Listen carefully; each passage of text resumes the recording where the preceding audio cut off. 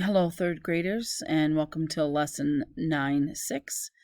This is a two-part lesson. We will do the first part today, and we'll follow up with it tomorrow. You will need your math journal, your whiteboard and marker, and your calculator from your toolkit in order to do the beginning part of this lesson. So put me on pause, go get those materials, and come back.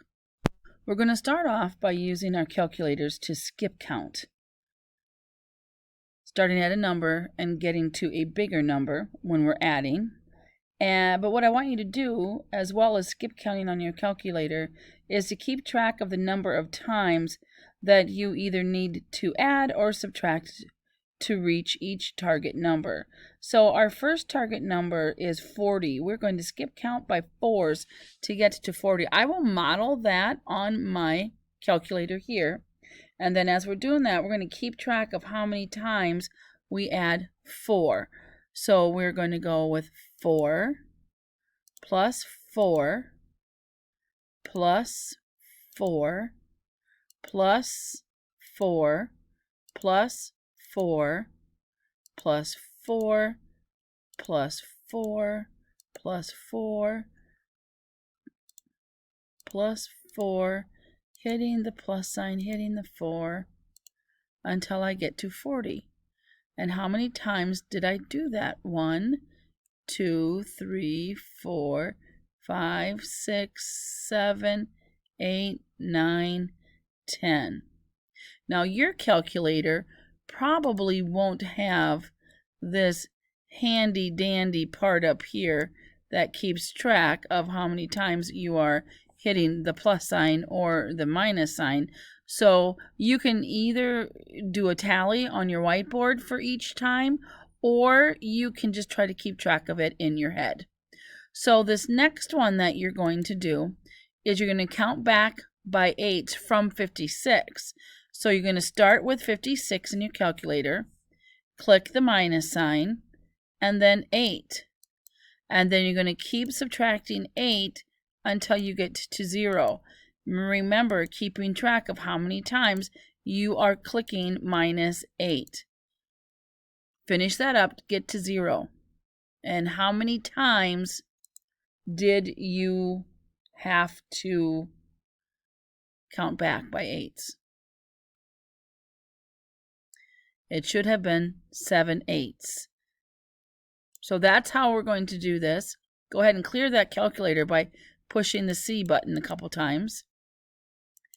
Now we're going to count up by 11s to 121. So you're going to start with 11 and then just keep adding 11 until you get to 121. But make sure you are also tallying or keeping track in your brain how many times you click 11 to get to 121. Keep going. When you're at 121, how many times did you have to add 11? You should have done 11 11s. Okay? Count back by 15s from 135 to 0. So clear out that calculator, push that C button. You're going to type in 135, and we're counting back by 15, so that means minus 15. So minus sign 15, keep clicking the minus 15 until you get to 0. And then how many times did you minus 15? Are you at 0? What did you get? 9 15s? Yep, you counted back by 15 9 times to get to 0 from 135. All right, clear that calculator, click that C button. You're going to count up by 23s this time, and you can go all the way to 598. So click in 23 plus 23 plus 23, keeping track of how many times you're adding 23, and stop when you get to 598. Okay, are you close to 598? I'll give you a little bit more time. Minus 23, minus 23. Okay, how many times did you subtract 23? Oh, we're not subtracting. Mrs. Flurry, we're adding. How many times did you add 23 to get to 598? So it's 23 plus 23 plus 23. 26 times. You might have to do that one a couple times to make sure you get it right. That's a lot of 23s to add. Now we're going to count back. Mrs. Flurry, now we're going to subtract. We're going to count back by 37s from 481. So click in 481 in your calculator minus 37. Keep track of how many times you're subtracting 37 until you get to 0. Keep going, keep going, keep going to 0. How many times did you subtract 37 from 481 to get to 0? It should have been 13 times. All right, put the whiteboard marker and eraser and your calculator to the side. You might be using those in a little bit. And open up your math journal to page 289. Okay, it's called Working with a Broken Calculator. So you are going to pretend that your calculator is broken. And we're going to imagine that the plus key, the addition key, and the number 8 are not working. So we cannot use the addition key and we can't use the 8 key. So think about how you could use your broken calculator to make the number 18. So you can still use your calculator, but you can't add and you can't use the number 8. So in the name collection box, write 5 different names for 18 that do not use the addition key or the number 8 key. Use 2 operations in at least one of the names. So that means in one of the things that you write down, you have to do adding. Oh no, we can't use adding. Subtraction and multiplication, or multiplication and division, or subtraction and division. You need to use 2. So I'm going to pull my calculator up again. There it is. And I'll give you an example of what to do. So I can't use addition and I can't use the number 8. So I can't do 10 plus 8 because I can't use those keys. But what can I do to get 18? Well, I know that 2 times 9 equal 18. Okay, so then here I would write 2 times 9 equal 18. So when they say write down names, you can use number models. So I want you to keep going. So you need to come up with 4 other ways to write 18. And one of those, you need to have 2 of these operations. So pause the video while you do that and come back when you're finished. Or some ways that you could make 18 on your calculator. What about, what about 20 minus 2?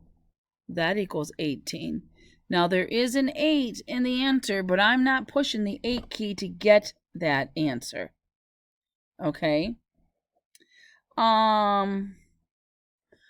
What about 3 times 6? That's 18. Let's see some other subtraction ones.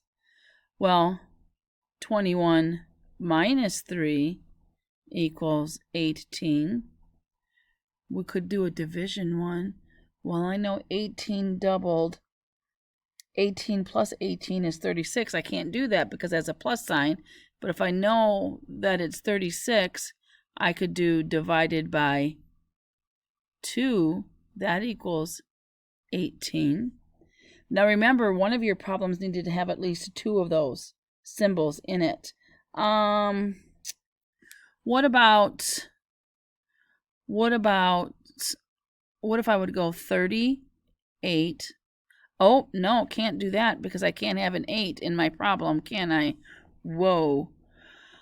Oh, what about 40 minus 4?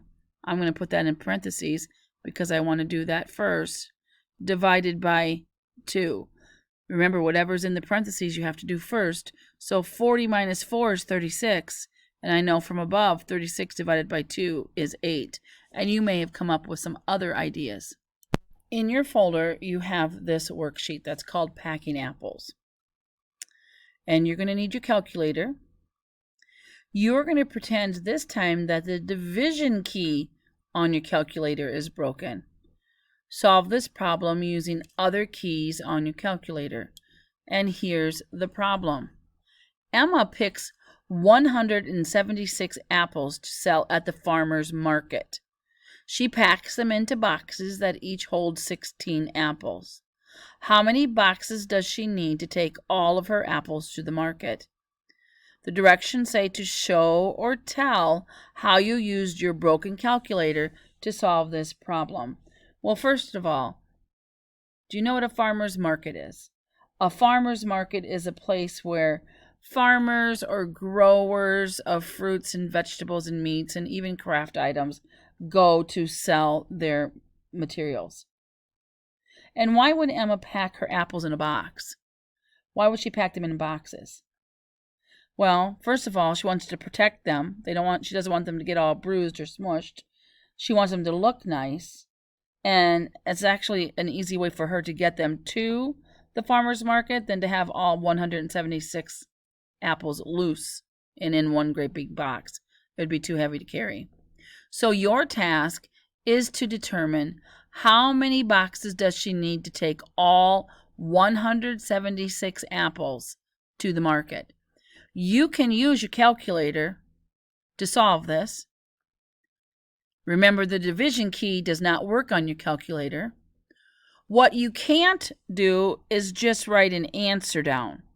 You also need to show or tell me how you used your calculator to solve this problem.